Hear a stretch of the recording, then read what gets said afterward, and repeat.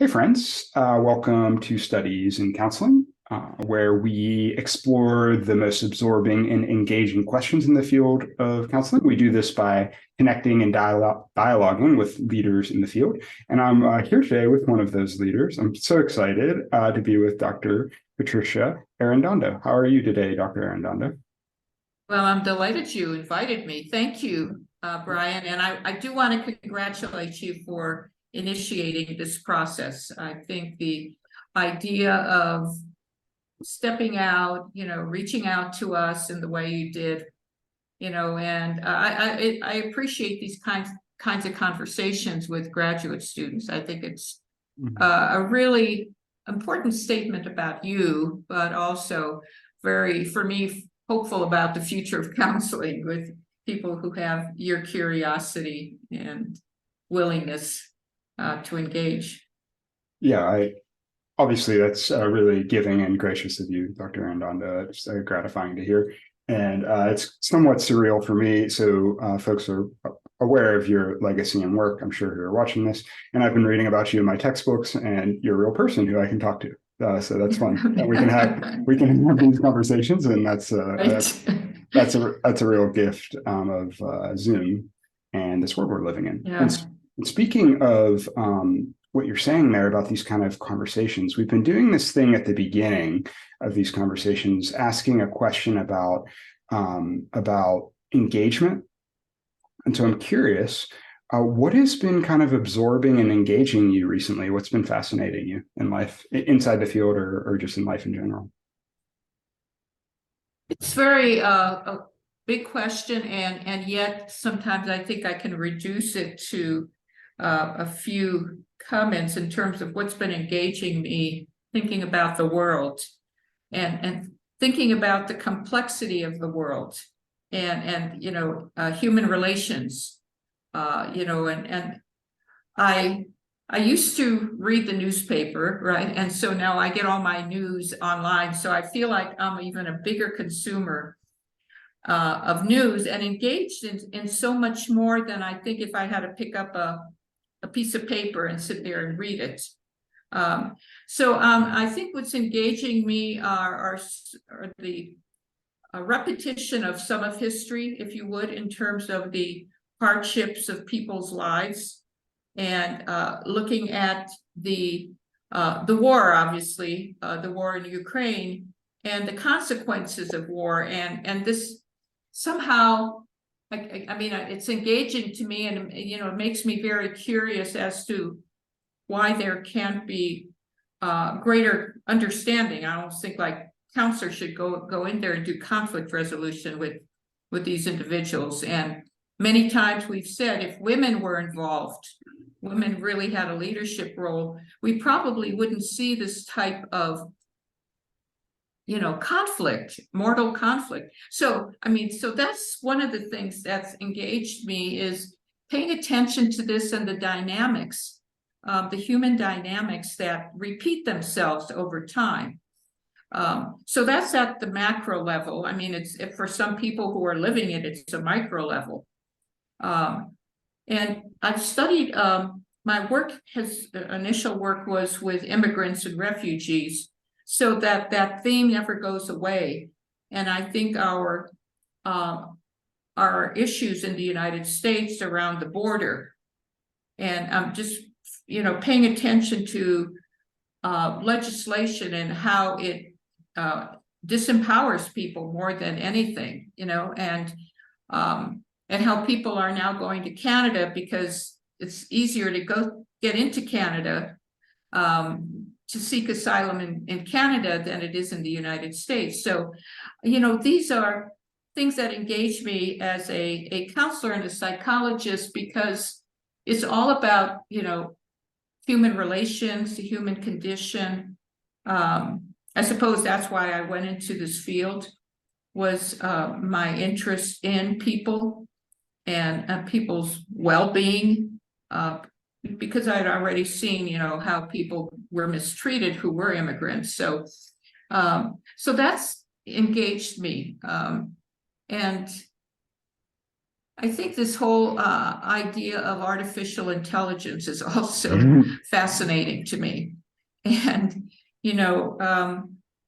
how this is going to play out in maybe not directly my life, given my generation, but certainly in so many lives of people like yourself, people who are younger.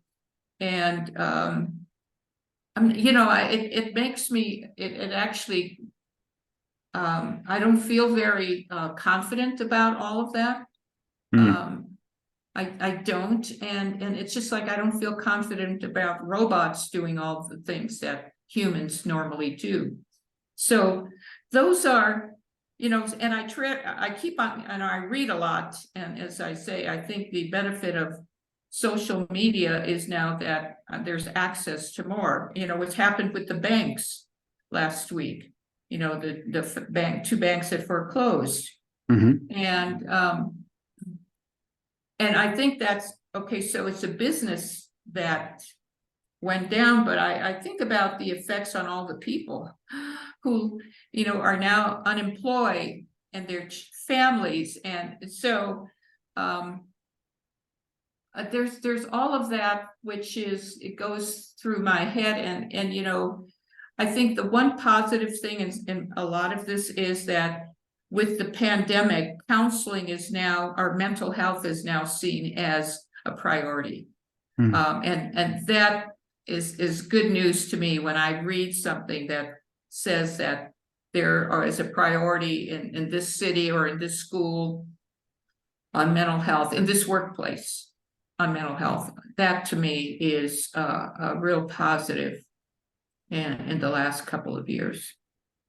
Thank you. Yeah. So what's kind of been absorbing and engaging you recently is some of the social issues, really on a social macro level. We have like the horrible war that's raging right now, and also some immigration related issues, and then the kind of explosion of AI, and we'll probably have to pull that one out and explore that and the implications on counselor education a little later in the interview. And then, yeah, and these bigger picture social issues I've just been really engaging you, especially on the human level. You're interested in a counselor. And I'm curious, like when you were talking, what was really coming through to me is just, and maybe kind of weaving that with your insight that there's a lot more now. And somehow you've managed to stay attuned to the suffering. It's also easy for me to sometimes become numb to these various crises that are coming through. So I'm curious, with that as kind of a backdrop, how as counselors can we, counselors in training, intervene in these, whether it's immigration, or maybe we can start with immigration and war in particular. What's your thought on that? Like how can we intervene or just be present to these social issues?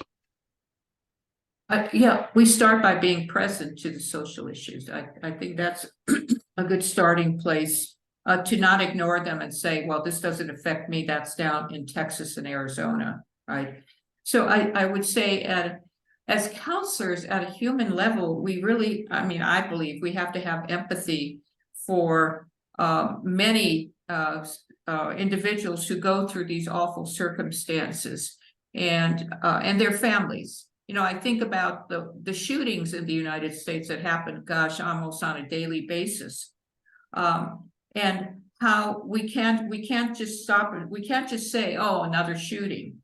Because there are lives that have been lost and families that have been affected. So I think we, in some ways, and I don't know, Ron, whether in your, program, there's a space where those kinds of conversations can take place, because at a human level, you might not be the person who has experienced the harm, but you may know somebody else. So there's a way it affects you, in indirect way or somewhat of a direct way. So I think in the counseling field, we do have to be present. And I remember saying this to students when I was teaching, I said, you have to know what's going on around you. You're here learning skills, you're learning theories, but those are only going to go so far, because people are coming to you with life situations that maybe a theory cannot be responsive to. And maybe your skills are not going to cut it. You know, maybe you've got to be more creative, or you have to invite a different kind of narrative into counseling, not just, you know, the typical counseling skills approach.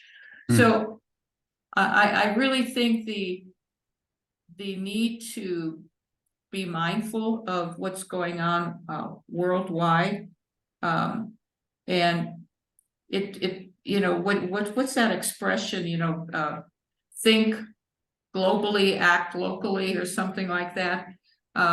You know, I think the global affects us locally, and I think it can probably seem overwhelming to a counselor in training to try to pay attention to all of this, but don't ignore it. I guess is what I would say. Don't ignore it. And what can you do? Maybe have, as I suggested before, maybe having some group conversations in the program.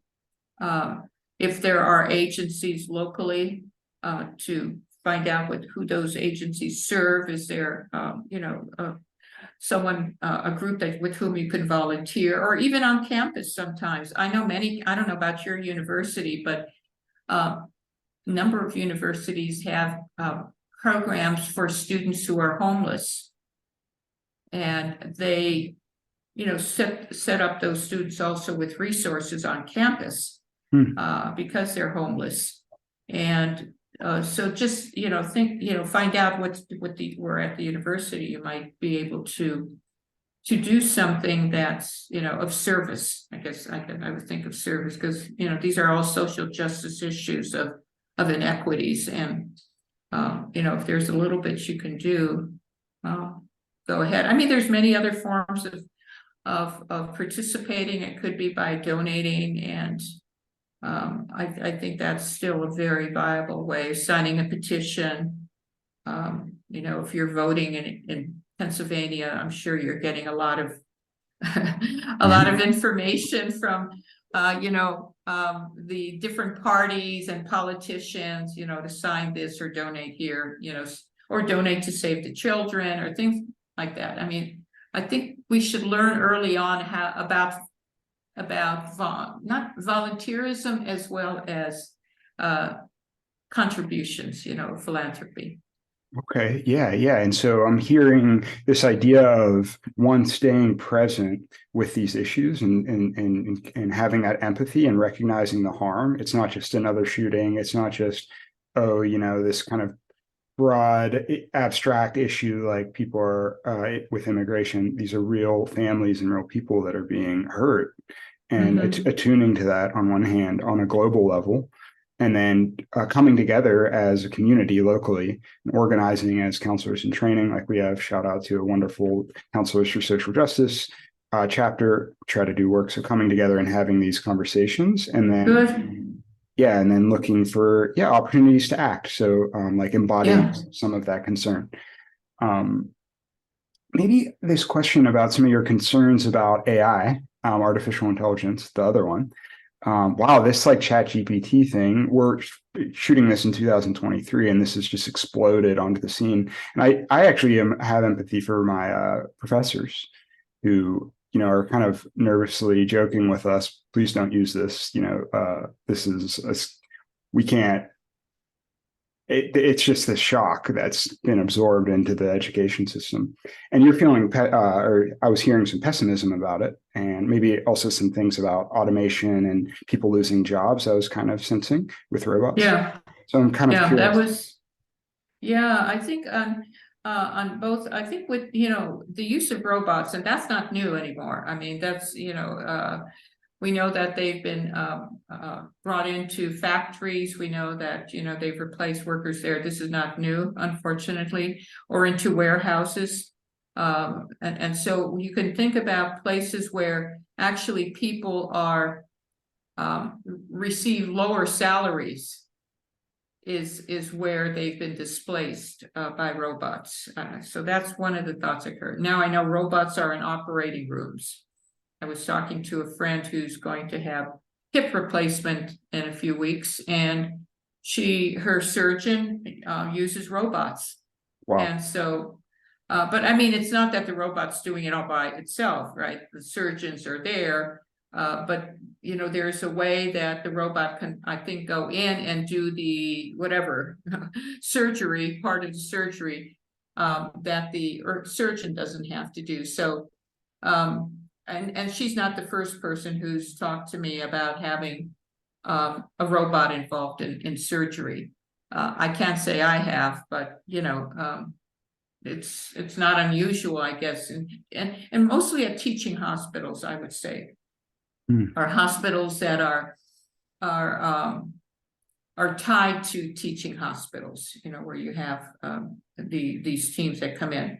So with the AI, you know, with what I think about in terms of sort of the false premise that you know, AI can do more than the human brain can do, right? And knowing that this came up, I think, in an educational conversation about having your term paper written by, you know, an external force, you know, and I think the examples that I read were that these were well done. It wasn't, you know, they weren't sloppy, they were correct and so forth. So when I think about that, and if I were a professor right now, I think, oh my goodness, you know, how do I really assess that person's writing ability? You know, their capability to analyze cases and make diagnoses. I mean, is artificial intelligence going to intervene when it comes to making psychological assessments?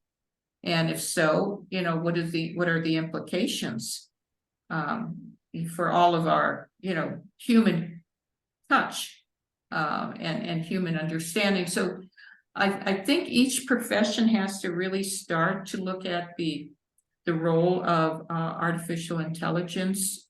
I don't think it's very straightforward. I think the areas where there could be a lot of potential intervention by artificial intelligence are in the sciences, in the STEM fields, and or in engineering.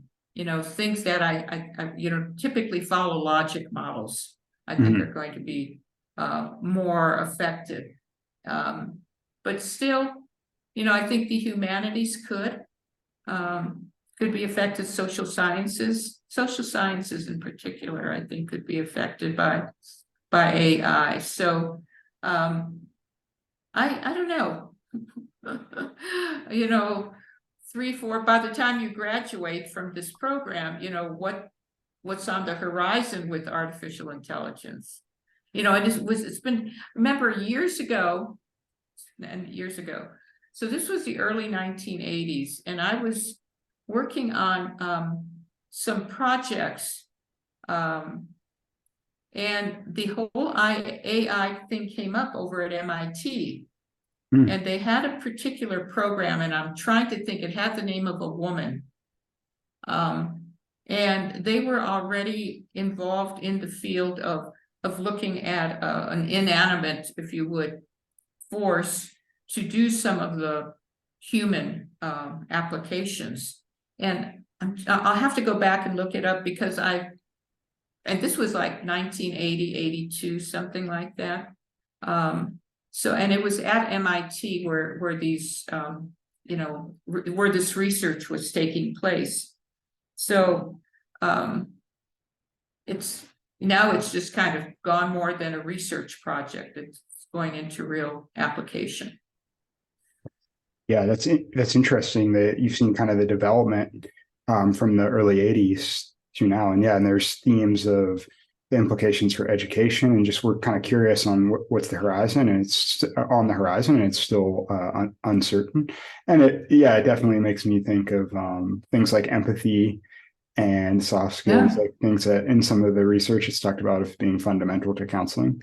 And yeah, just making sure, especially when there's like strong profit motivations to um, automate labor, Yeah. making sure from advocacy perspective for folks in treatment that they're getting that kind of empathy and the human touch that's so important in healing, and the more impersonal things that may have a role, like assessment, for example, aren't kind of overly emphasized. It'll be really interesting for us to negotiate that with some of the forces that we deal with in our field. I'm curious because you mentioned some of the work you did in the early 80s, and you've been doing amazing research for a long time.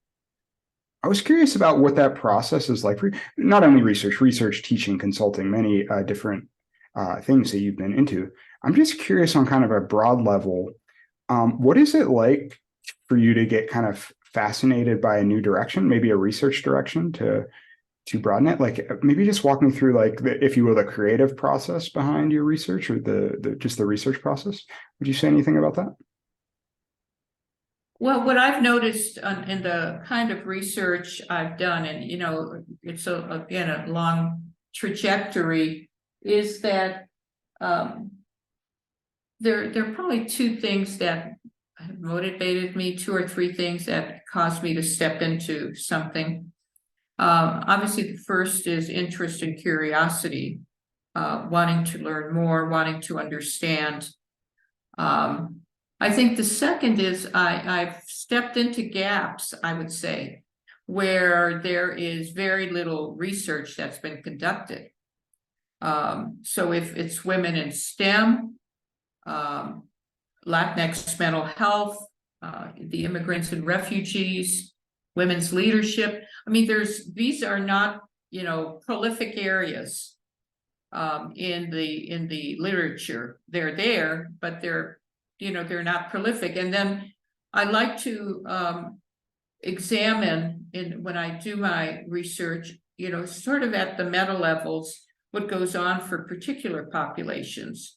And in order to gain that understanding, because often our research is, when you run the data and you look at the demographics, it's large swaths of people, and then there's there's a tendency then to overlook some of the micro level differences among people. So I certainly was trained quantitatively, but I much prefer qualitative approaches, because that's where I get that's where I get stories, that's where I get understanding, that's where narratives come in. And then that leads to other questions, of why, so if you can't do that on a paper and pencil test, right? I don't think. So, when I just remember back in the day when I was doing my dissertation and I had 3 measures I had to use based on what my advisor was really interested in: moral development, cognitive development, and what was the third? Ego development, of course, ego development. And so we all were schooled in this. My cohort, we were all schooled, and we're expected to use these measures in our research. But I was very interested in identity development. And so that's been one of my big areas of curiosity and interest over the years, is identity. And, how does someone come to know themselves from, an identity standpoint? I grew up in a bilingual, bicultural community, so immigrant community. So I'm curious about people's identities. And so I was, had the good fortune of, in the literature, I found an identity scale, one by a professor at the University of Tennessee. And I wrote to him or called him, whatever, back in the, back then we didn't do this, right? So I wrote to him and, had a conversation and asked about his scale. Could I use it? And he said yes, and he was very excited about the research I was doing. His was more with adolescents. So was mine, but they were immigrant adolescents.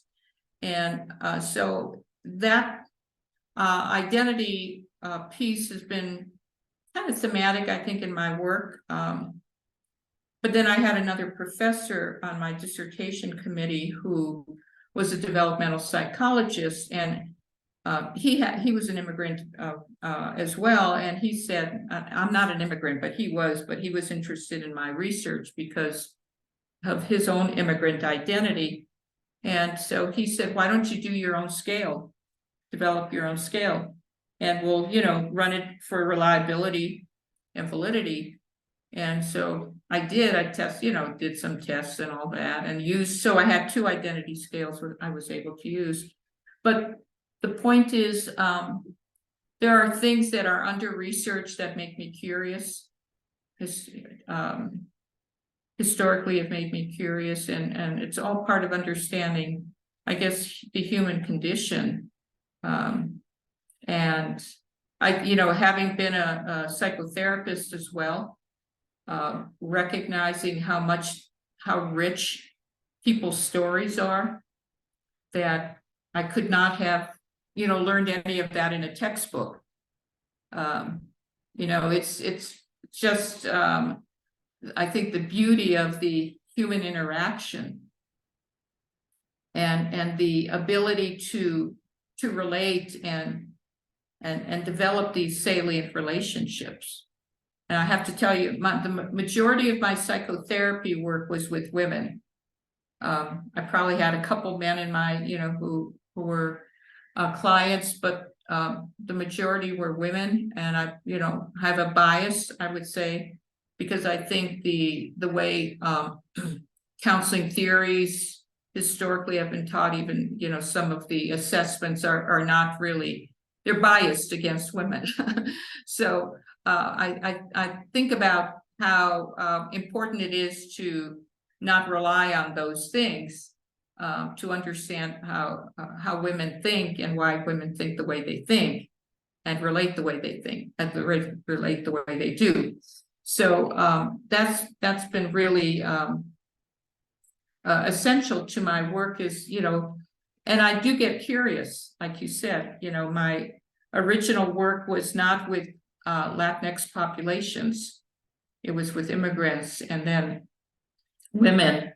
And then I stepped into the Latinx mental health field because there's just a lot of work to do there, a lot of work to mine, a lot of understanding to create.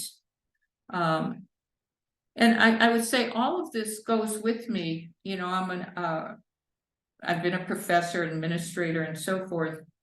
And as an organizational consultant, all of what I have learned in the social sciences goes with me, because I'm working with people, I'm working with systems, and the word change is part of the whole picture. So, I think my background in counseling, my background in psychology is really a great resource for the work I do in the consulting space. Well, yeah, I was extremely rich. Thank you.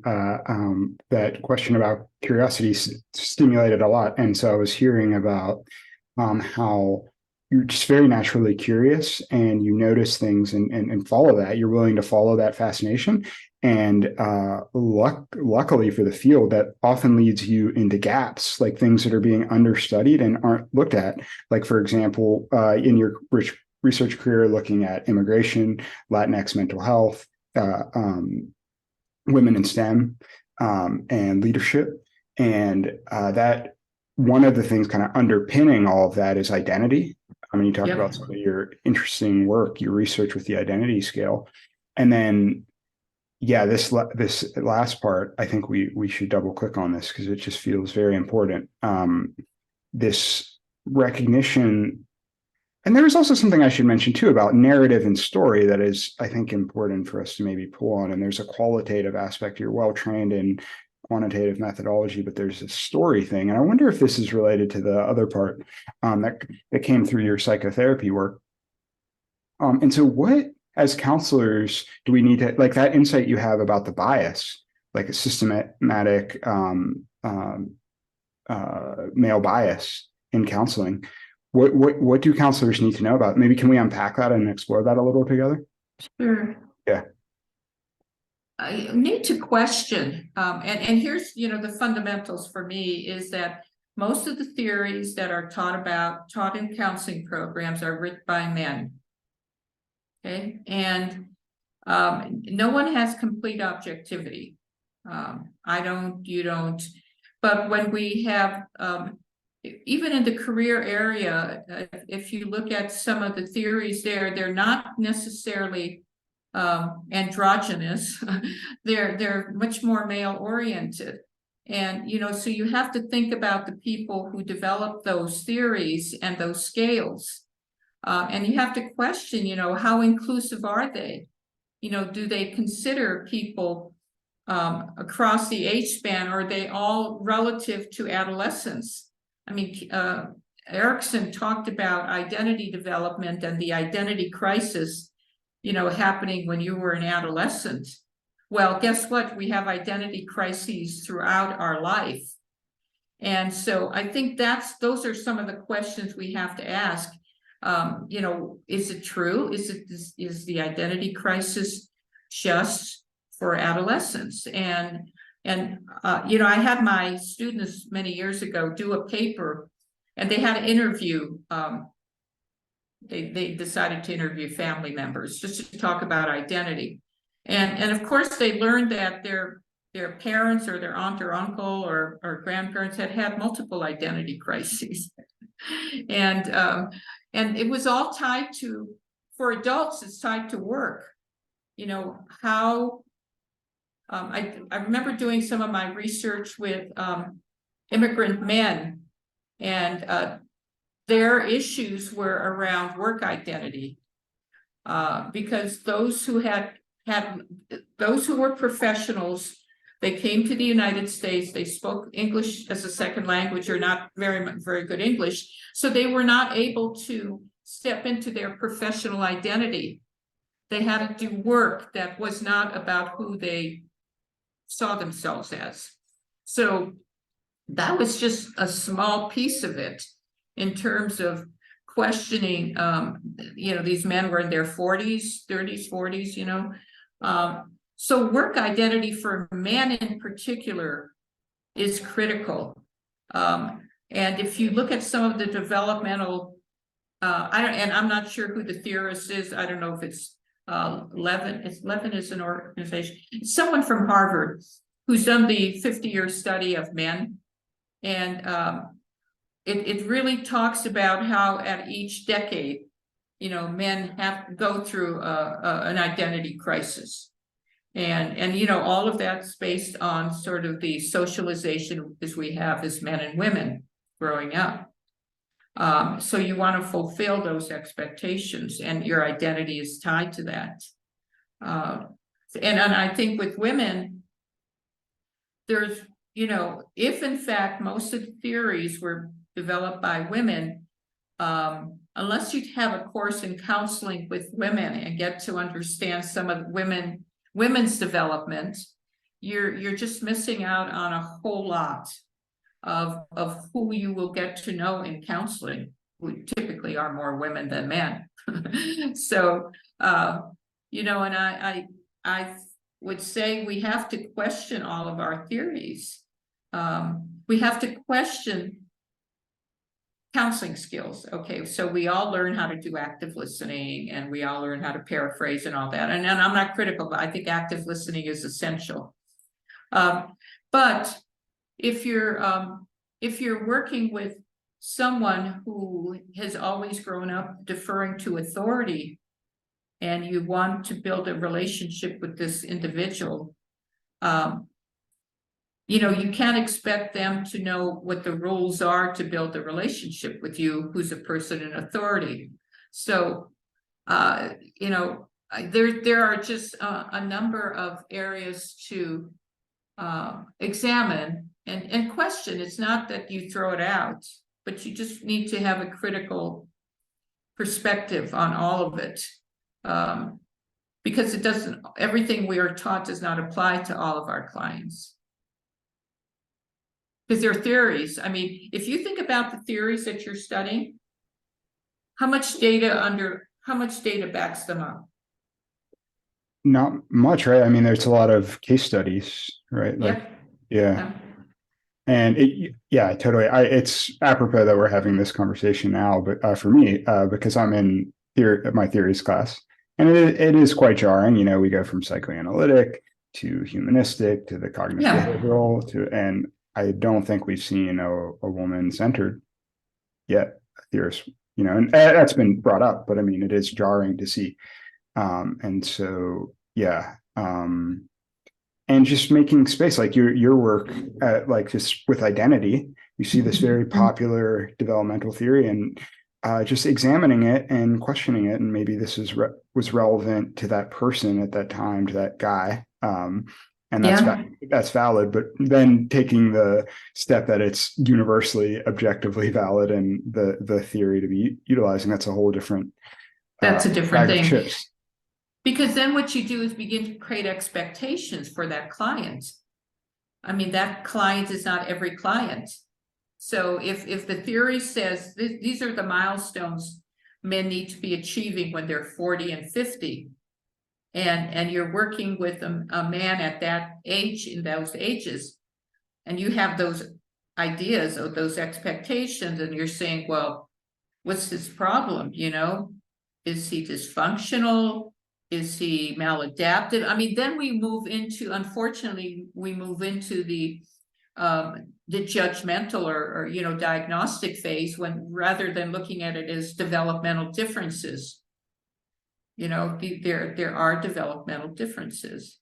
So what I did at age 35, somebody else is not doing at age 35. And, so it's that's where the career development piece to me is very fascinating as well, is to recognize that careers are not linear. Careers are far from being linear, or that at age 40 you're doing this, or at age 50 you're doing this, and forget the retirement stuff in the United States, right? Nobody retires. I mean, you don't have to retire. People in France are really pushing back because President Macron wants to raise the retirement age to 64. It's like, okay. It's a different culture. It's a different kind of norms. And in the United States, I think my dad retired when he was 62, 65. And that was part of the, expectation. But if you're at a university, there's no retirement age for most faculty. You can teach till you drop. So I think the context, of course, matters. The setting. Yeah, I'm hearing context, and I'm like, the word that's coming up for me as I'm hearing you talk is like pluralism, or being open to different development, like different norms and different milestones, and not immediately kind of pathologizing a difference, maybe recognizing it. I mean, it might be a fact, but this impulse to call it deviant, especially by the rubric of a very specific cultural moment, a very particular theorist who had his often beliefs and ideas about what's normal. And just kind of recognizing the power. I was hearing you talk about power as well, or I was parsing it as power that we have as counselors to like diagnose someone and say you're deviant, being very kind of mindful about that. And that's a thing, and maybe something worth deconstructing. So I'm just kind of reflecting things I'm hearing you talk about, like maybe power and maybe pluralism. You didn't quite say that, but I was parsing it as that is just, wait a second, why this might be different, but what do we make of that? And yeah. Well, I'll tell you, when I was working with all these women in counseling and psychotherapy, right? The main issues they were bringing to counseling and these were, the majority were professional women. Okay, so I have to say that they would come at their lunch hour, they would come after work, and I worked in the city. And there were two major issues. One was relationships, okay, and that was both personal and professional, and then of course their careers. Those were the two major things they would struggle with. And if we look at some of the diagnostic categories, I could have assigned a diagnosis of, dependent personality, okay? But really what I was seeing were really more developmental, unexamined developmental issues. And of course there's nothing in the DSM-5 TR, I think that's where we are now, that, specifically looks at women's socialization through a different lens. We now have some cultural rubrics, but even those are not, exactly, ideal. But I'd say that at the time, there was a way I could provide a diagnosis. I forgot what we called it, social emotional, or something like that. It was not one of the axes that was the most critical, right? And so you're right, somebody could have pathologized them very readily. And but this is where, the narrative becomes important. And you have to, I would always have a couple sessions to understand why someone was there and what the issues were that were really affecting their well-being. Because the majority of these women were accomplished. They were accomplished women, right? They had good jobs, they'd gone to college, the majority of them. But there were things going on that were relational that we had to unpack, because they had to learn new ways of claiming their power, I guess is the best way I could put it. They had to find new ways of claiming their power and not, be subservient to other people in the workplace and so forth, give away their power. So, I could have questioned, so, why are you having such a hard time with, your boss, or what's the problem with your colleague? Just be friendlier. That's just terrible, of course. I don't think most therapists would say that, but it really was also understanding context, the families they came from, the relationships in the families, what was modeled for them, and how that was replicated at work. And they were bothered, but they didn't know how to deal with it, because in the family they didn't have a chance to really deal with it. They were just, oppressed in their families. And if they had a brother, that brother got the favorite treatment and all kinds like that. Some of them were challenged about going to college. Now, would that happen today? Maybe less so, but you don't know. All families are different.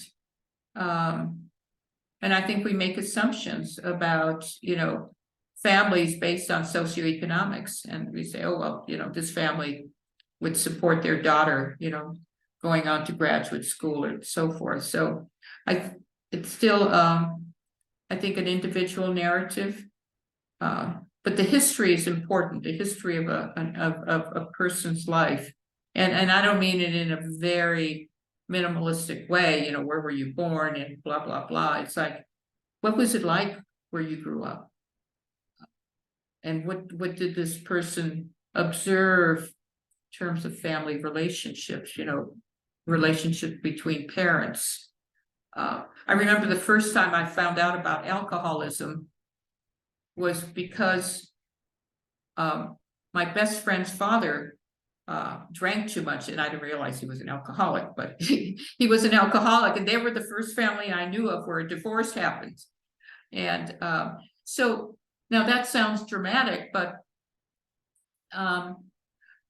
there were, every family story is different. And I don't think you can put it, you can get some understanding theoretically, perhaps in some cases in terms of relationships. And socialization and you know, how we grow up, but you still have to get the full story for people's lives. And you know, so the war in Ukraine could be affecting people in the United States. You know, DACA students who are still here in the United States precariously, you know, are going to college. They're who have DACA status, but you know, if you talk with them, they're not 100% confident that they're safe.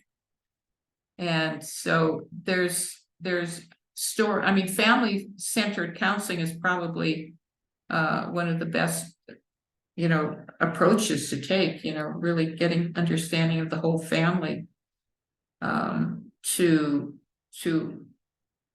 comprehend better, I think, what's going on with the individual or couple you're counseling at the time. So anyway, that's a long answer to whatever you asked. No. Yeah, excellent. Thank you, Dr. Arredondo. I'm curious, like the thing that all of it was great, but it's really jumping out to me is this process that came out through your work of really like getting the person for who they are, like this kind of. I think the way you said it was something like beyond the surface level. So we'll take the history, but like really understanding like what it felt like as an example to be told by your parents like not to go to college, or that the brother was always trying really hard and the brother is always getting attention, and you're like really having to fight for that, and like really connecting with that lived experience, or that felt sense of it. I'm curious if you could talk about, because it sounds like such a powerful process. What is it like for you to do that? And can you talk about that method you're utilizing and probably still use in your work today? Yeah, you know, in some ways it's digging in. And we often talk about, you know, having a question follow another question, but in a way that's not, you know, 20 questions, but it's like, it's how you frame it. So if, you know, for this particular one woman, but there were several, but the woman who didn't get to go to college, but her brother got to go. And she was, so she was already always getting this in her family. There was just two of them. And so now she's at work helping men get ahead. Mm. And you know, she recognized that something's wrong with this picture, which is what brought her into counseling. Was she was just feeling very, the word we use today is marginalized, not respected. Here she is teaching other people how to do her work when she could have been elevated and, you know, become the supervisor and all that. So in the conversations and then reliving or relating back to her upbringing, giving her time. I gave her a lot of time to talk about it because it was hurt that I guess I would say it's unresolved hurt. You know, she kept moving on, but it was unresolved to her. And you know, she had not been able to talk about it in such an open and frank way previously. And what she had done was shut the door on her family. So she said, I don't want to have anything to do with them. And so she pretty much walked away from them. They were like, I was surprised they weren't that far away in terms of city, from Boston to another town. But that was her own way of coping, was to ignore them, deny them. But she needed this understanding of the hurt and why she was feeling hurt, and how these incidents at work were bringing it all up for her. That's where the pain was coming. But we talked at length about growing up and you know, was there a way for her to have some connections with her family? Did she want them? And if so, under what circumstances? And so that was, this woman was in therapy for about 4 years. Mm. And I mean, that's unheard of today, but that was seminal. And I can think of other women that I had as well, who one woman who went to college, she was a supervisor, you know, not quite a VP at an insurance company, but she had a number of failed relationships, and a lot of it stemmed back to how she was brought up in her home, once again, with not being given the respect that she needed to be given by her parents, but particularly in this case, it was her mother. So she was trying not to replicate that with her own daughter. And so that was also part of why she wanted to come to counseling, is that, you know, I don't want to screw up here. So just, you know, I that's where long-term therapy is beneficial. You know, we were able to do long-term therapy, and you know, insurance would pay for it. This was before managed care. You know, we transitioned with managed care, but the companies would still pay for them. But you know, just taking your time and giving these are not problems to solve. These are processes for a client to understand about herself, you know, what she's gone through. And then, of course, to focus on the strengths, you know, that she has transcended all of these situations as some, you know, oppressive, I would say. She's transcended. Here she is, you know, she's a competent professional. She moves in, you know, circles that are open and free, but she's still burdened by this history that she feels keeps her from being more than what being more or doing more. And so that's kind of the insight or the pain that brings a lot of people in when they have a choice. I have to say, when they have a choice to go to counseling. And I was studying a lot on women's psychology. Near Boston is Wellesley College, and we had the Stone Center for Women there. And the Stone Center for Women was really writing a lot about relational cultural, you know, psychotherapy. So it was all about the relationships, and women are socialized to be in relationships, right? A lot more so than men. You know, we talk about the web for women. So that's why these relationships and the feeling loss of relationships oftentimes was what made it so painful. But, you know, I don't think we talked, I mean, we talk about, you know, building the alliance and counseling and so forth, but I think just knowing that women's relational orientation is really high, and why that matters then when it's in counseling. Yeah, well, first of all, I'm quite moved by this story. I'm being pulled in two different emotional directions. One is just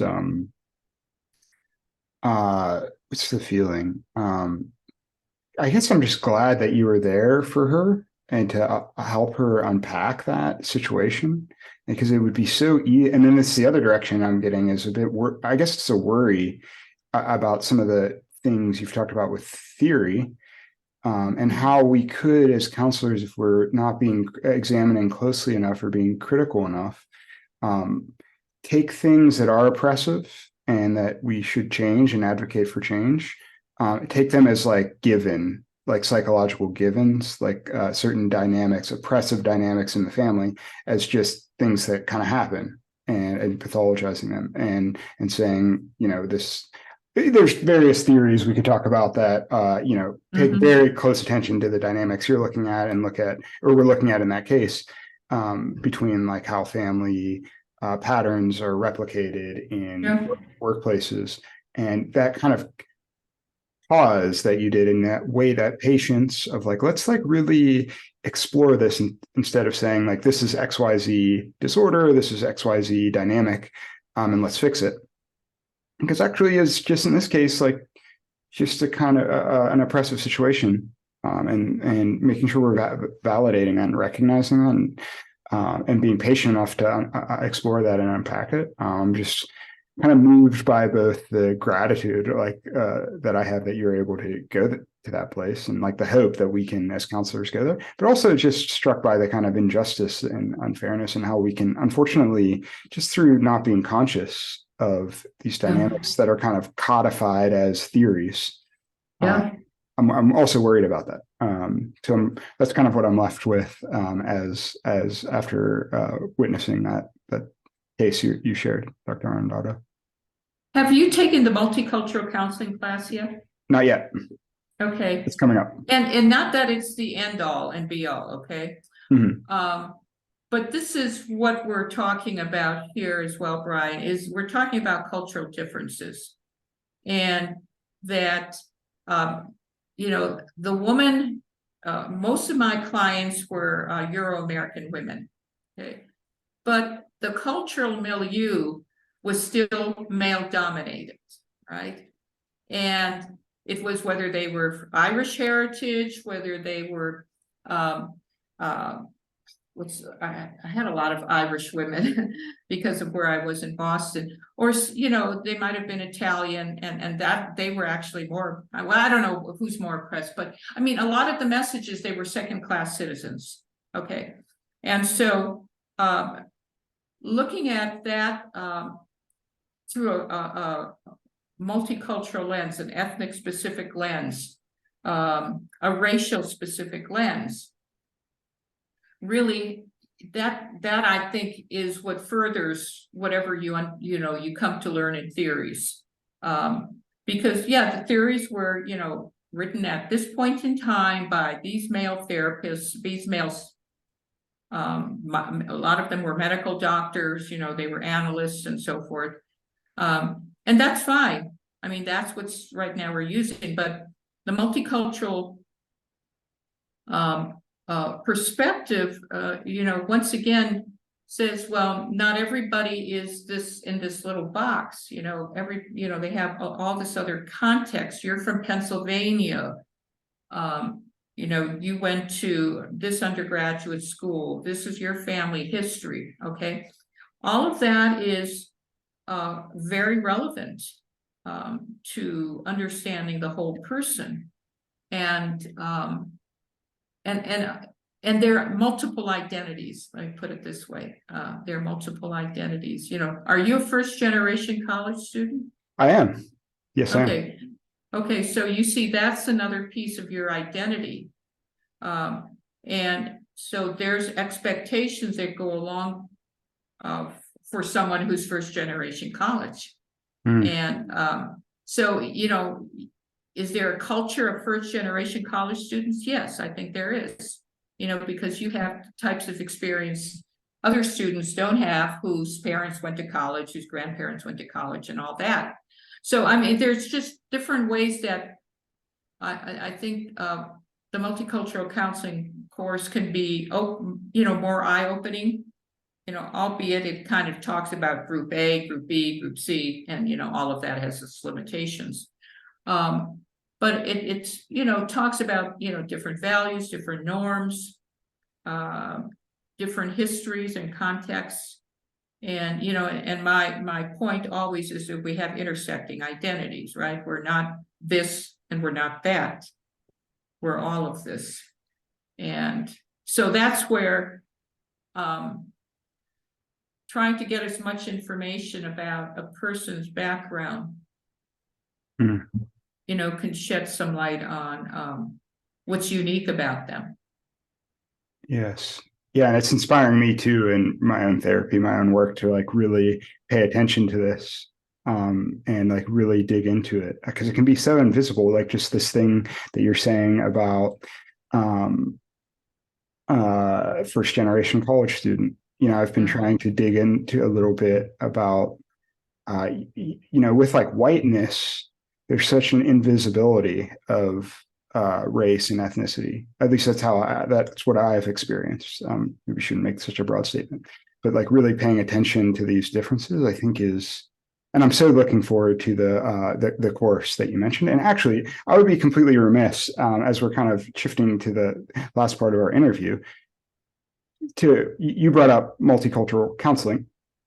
I hope you're okay with me saying this. So you are an absolute legend in this, like one of the most highly cited authors, and just done an incredible amount of work in this topic. So as counselors, I mean, okay, so I guess I have a two-part question. I'll make the interviewer's mistake of asking a two-part question and throwing a lot of information at you. But what do we as counselors need to understand about multicultural understanding, and like how can we get started with it? And two, like, can you talk about your development in as someone who's just been like over years researching this topic, like what has changed for you, and what has that process of development been like for you as someone just being a leader in the field of multicultural counseling? What I say, that's a comprehensive question. So and I think I think we could all kind of get into the multicultural space regardless of, our ethnic heritage, our gender, and so forth. It's again, it goes back to being curious about people, and we're in a people field, and curious about development and change. And I would say, for me, I grew up in an immigrant city, so I was always curious about different cultural groups.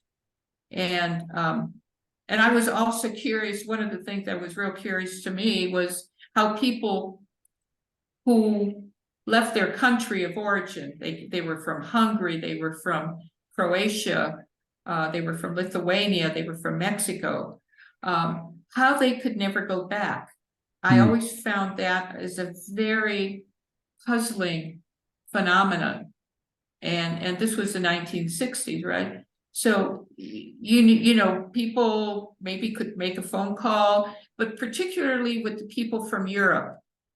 I know many of my friends' families never went back to Greece, and so forth. And so that troubled me in terms of that loss. And one of my favorite articles I wrote many years ago is personal loss and grief as a result of immigration. And how there are moments like that which you don't think about as loss, but it's ambiguous loss. You don't get to resolve somebody dies, you never get there, you never, part of things that, I would say growing up with my parents and my grandmother, everything was present. Nobody went away. So I think the curiosity about how people cope with difficult situations like loss has always fascinated me as well. And that's where the identity piece comes in. Where do you lose your identity as an immigrant?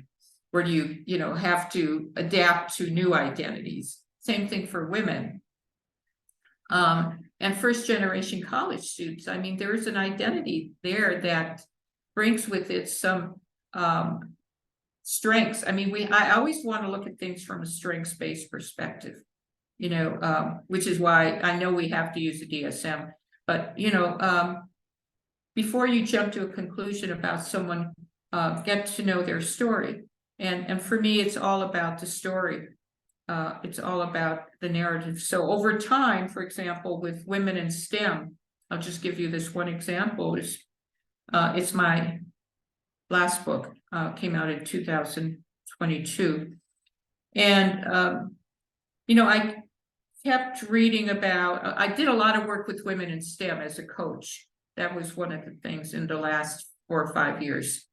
And these were women who were academics and very smart. They were engineers, they were computer scientists, anyway, anything biological science.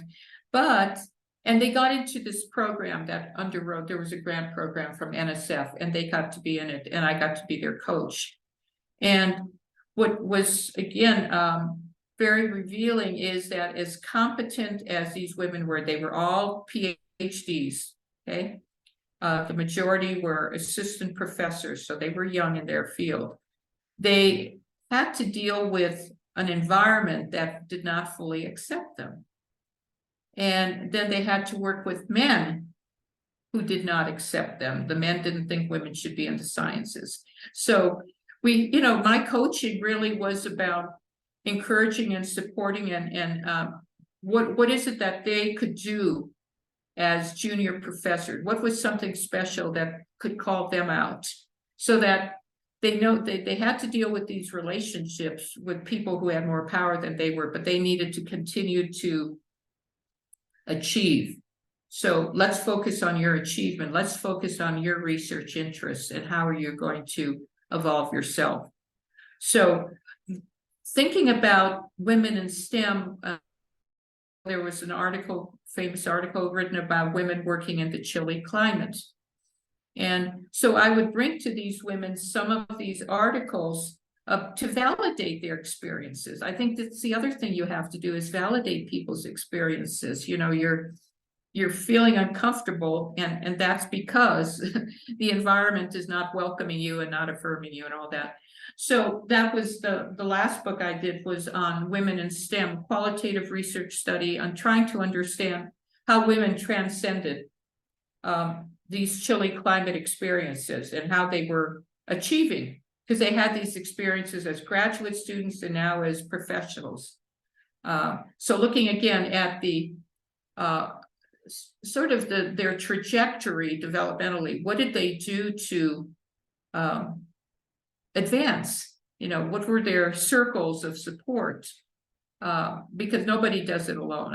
Nobody can tell me they're self-made. Everyone needs support. And so, that was a piece of my understanding was how did they go forward? How did they get to where they were? And here the culture of higher education is still, even though there are a lot of women in higher ed today, the culture was not designed for women. The culture of higher education was not designed for women. In its patriarchal style, patriarchal hierarchical style. And certain professions still are not welcoming to women, or don't support women's intelligence and accomplishments. So that I forgot if that was part of the question, Brian, but anyway, a development, so I continue to evolve with all the work I do too, right? Yeah, absolutely. I mean, I'm just noticing this. It's impacting me. It's helping connect some dots for me about multicultural counseling. The idea of so like really getting to someone's story and just kind of not assuming that kind of my culture and my way of being, like not presupposing that on their experience, so really having to understand and get curious about my background. And so I can like kind of bracket that almost and actually be with the people I'm talking and actually get like, oh my gosh, this environment that was designed for this particular culture is now impinging on your needs and desires and preferences. And there's this negotiation that has to happen for you, because this is a goal for these people to become a full professor or whatever, but yet their needs are being chronically invalidated, and it's designed to like push them down, and yet they are thriving and succeeding. So they're in this situation, and to like really get that and understand what that's like, both the strength of it, like, wow, you're really, I guess I do think about this in the context of sometimes depression. I'm working with people who are struggling from chronic depression, and just like being in awe of them that they're still getting up, and just recognizing that our society is saying, I'm using horrible language, but just this is the messages they're getting, like you're a loser, or you're. But in reality, if you really understand their world, they're a hero. It's like this courage they're bringing forward to just get into the shower or something, and also recognizing that. But Dr. Arredondo, you've been incredibly generous with your time. I've got really absorbed in our conversation. I hope, if it's okay, can I ask you one more before we say goodbye? Yeah. So my question is about it is about development, and it's about history, I guess. And it's about if there have been people that you can remember, like Oh, yeah. mentors or like influences that you'd be Mhm. willing to leave us with. Maybe we can follow up on after reading your new book. Yeah, well, it's a great question, because I remember when we were kids, we would say, we in school, who are your role models? And, you know, because I grew up in an immigrant community, I'm Mexican American, and I just didn't see anybody on television, right? Or I didn't have any teachers, right? I had a couple of African American teachers, and I had a couple of women teachers and a women school counselor who were amazing people, but no one of my ethnic heritage, right? So what I've reflected on that is like, what was valuable to me in terms of role modeling was, I'd have to say my grandmother, who was a woman who was illiterate, um, came from Mexico, who ran away from home. And I mean, there's a whole drama there, but, she became an entrepreneur. And so I think about someone with that kind of fortitude who has, if she could do these things, she could transcend all of these difficult situations, and outlived her husband by about 40 years. Okay, there you go. She's somebody to emulate. So I would say that, and my parents were great models, obviously, very wonderful models, very caring, very family centered, and very empowering of all of us. And then when I look at it academically, I had a woman professor when I was in my doctoral program. Actually, there were two, but this one particular woman professor was on my dissertation committee, and she was a real social justice advocate, and she didn't say no. And I met her, I guess, when I got into the doctoral program, and she was from Argentina originally, immigrant from Argentina, but she's a big bilingual education advocate. And through her efforts in the state of Massachusetts, the legislature passed legislation to provide bilingual education. So I know she was valiant. I know she pushed the envelope, and she was always very creative. She never became a full professor at Boston University, and a lot of it had to do with the politics, right? But that never stopped her. So I think, she picked her battles, and she wanted to advocate for those who needed advocacy.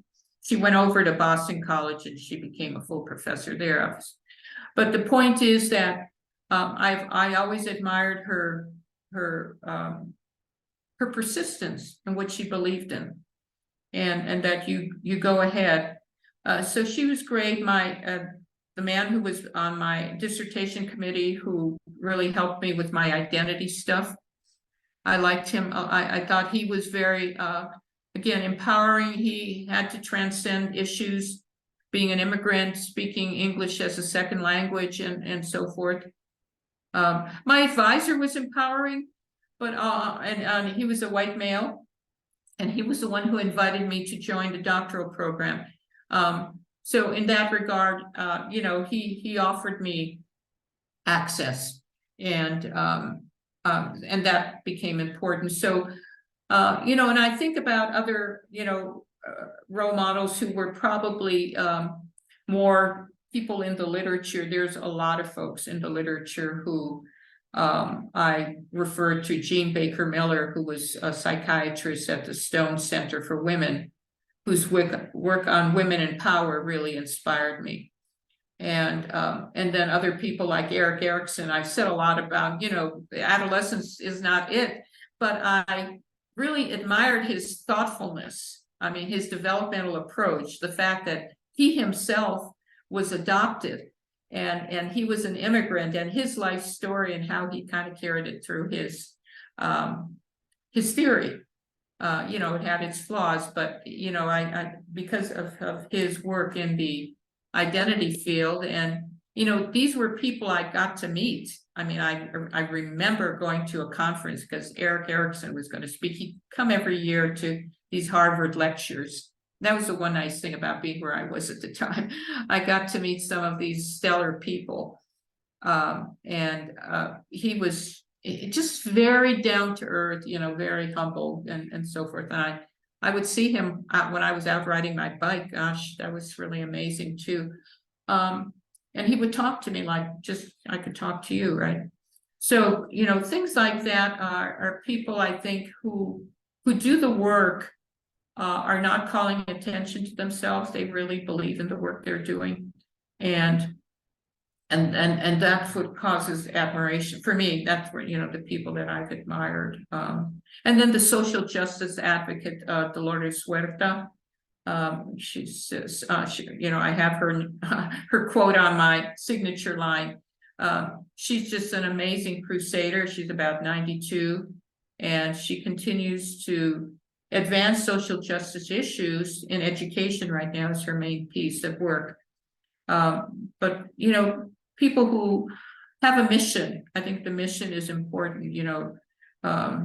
So my work, I tell people don't be a missionary. Okay, that's different, right? But you can have a mission. And so as a consultant, my mission is again to advance interpersonal relationships and systems change in organizations. And again, I'm able to do that because I would say I have this background as a psychologist, as a counselor, which pays attention to the human condition, the human relations, and the context. So, I mean, all those things I keep repeating in my work, but I try, it just kind of comes in and is somewhat consistent.